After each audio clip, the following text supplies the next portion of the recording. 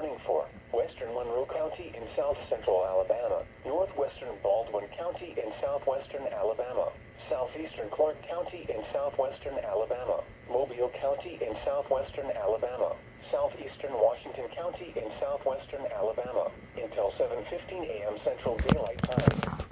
At 1:18 a.m. Central Daylight Time, Doppler radar indicated thunderstorms producing heavy rain across the warned area. Between 1 and 2 inches of rain have fallen. The expected rainfall rate is 1 to 2 inches in 1 hour. Additional rainfall amounts of 1 to 3 inches are possible in the warned area. Flash flooding is ongoing or expected to begin shortly. Hazard: flash flooding caused by thunderstorms.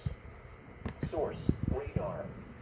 Impact: flash flooding of small creeks and streams, urban areas, highways, streets, and underpasses, as well as other poor drainage and low-lying areas.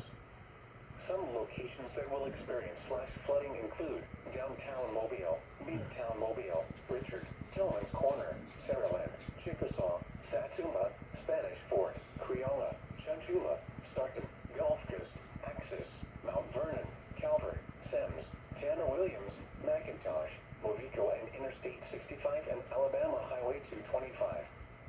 Turn around. Don't drown when encountering flooded roads. Most flood deaths occur in vehicles. Be especially cautious at night when it is harder to recognize the dangers of flooding.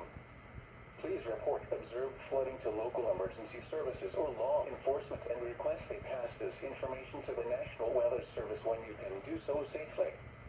Repeating, a flash flood warning has been issued until 7:15 a.m. Central Daylight Time for the following counties in Alabama.